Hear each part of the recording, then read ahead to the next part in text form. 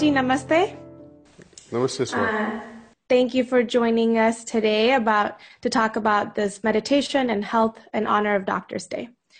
So my name is Dr. Swati Kannan, and I am a surgical dermatologist in San Diego, California. I have been a Heartfulness trainer for 2 years and a practitioner for 10. So I'm really delighted to speak to you today. And for the audience, Daji is the global guide for Heartfulness meditation. So welcome. Thank you, Swati. Thank you, and happy Doctor's Day. You speak of the purification of consciousness as perhaps the ultimate goal of meditation. So can you define that a little bit more? Well, I would quote Swami Vivekananda before going into further description of it. He says, any spiritual practice, they all have one common goal. And that common goal is to allow available consciousness to soar higher into superconscious sky. Mm-hmm. And allow this available consciousness that I am enjoying right now to go or plunge deeper into the oceans of subconsciousness.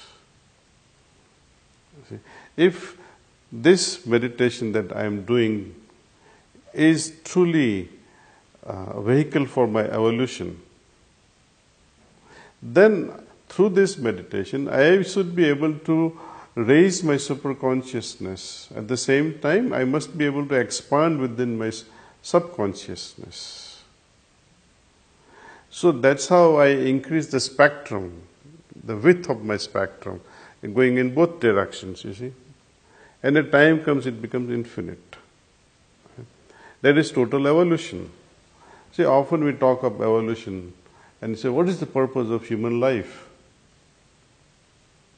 So, logically we can come to one conclusion. See, this body cannot evolve.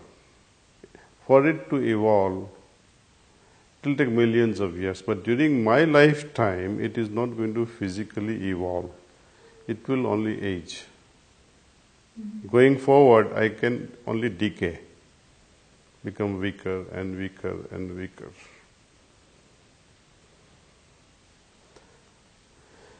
Now, what is behind this body, as I was just saying, out behind this physical body, there were 3 other bodies we talked about, based on the 4 elements, Manas, Buddhi, Chit and Ahankar. Manas means mind, Buddhi means intellect, Chit is consciousness, and Ahankar is ego.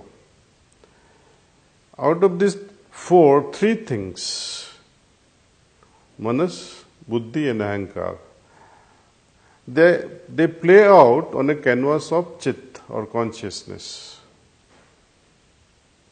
And behind this there is the soul.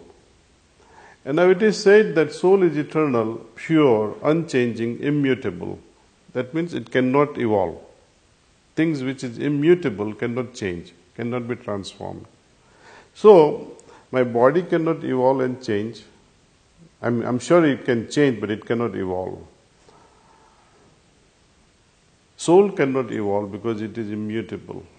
So what are we playing with in human life? We are playing with these inner bodies, Manas, Buddhi, Chit and Ahankar. The main thing is Chit. And how Chit or consciousness evolves by taking the help of Manas, Buddhi and Ahankar. Mm-hmm. We make use of our own ego for my own evolution. If I allow this ego to prevail on someone, for example, I get angry on someone for whatever reason, I'm using my ego to prevail and to assert myself. But that is going to hurt others, and you will also be hurt in the process. You contract. Your consciousness will also contract. You will feel hurt despite the fact that you wanted to hurt others, but getting angry has made you angry. Getting angry had made you sad, and it will contract your consciousness. If you look at using the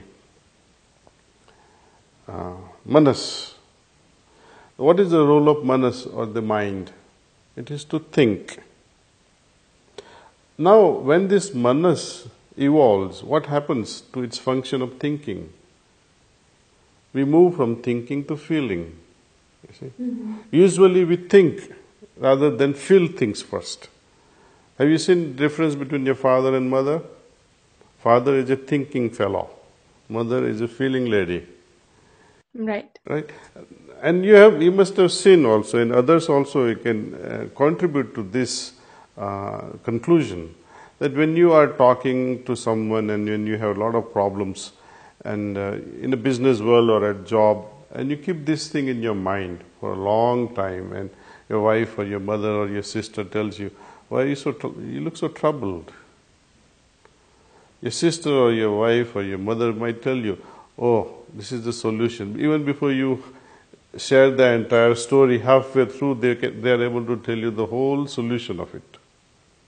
Because they are able to feel things. And through feeling, I think you are able to come to the right conclusion. So by the way, my side comments would be on this: who is more evolved, a female or male?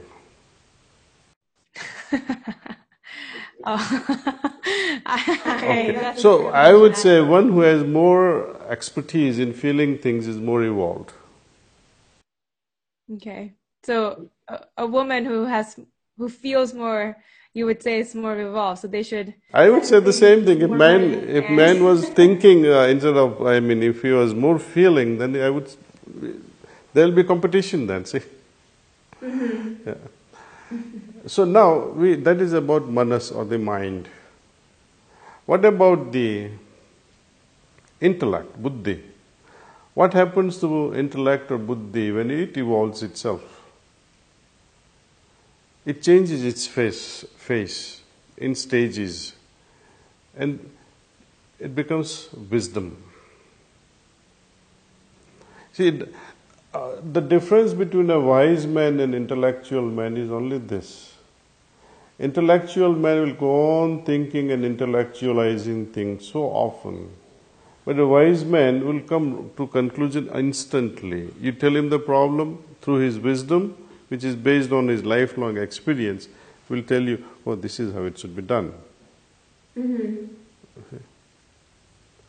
So in all these things, how mind, when it is regulated, how a mind which is focused, how a mind which can logically reason out, can come to a right conclusion, how the intellect is utilized through intelligence, to intuition, to wisdom.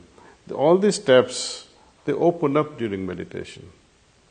Okay. And especially those things will be opened up towards you, in front of you rather, with a highlighter. You know what comes with highlighter? Our mistakes. When you meditate, all those things get highlighted. Oh, I made this mistake, I made that mistake, which is good.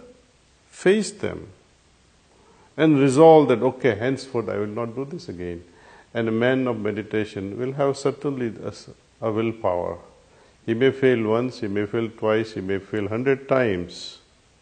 Doesn't matter. But as long as you keep on saying that I will improve myself, make this a resolution, and one day will come. You will change once and for all.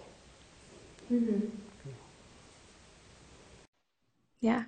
Well, thank you, and namaste. And for those of the members and audience who are watching this for the first time and are interested in meditation, you can go to heartfulness.org and click on experience. There you will find ways to meditate with the guide, or if you want to try it yourself. So thank you again. Thank you, Swati. Thank you. Okay.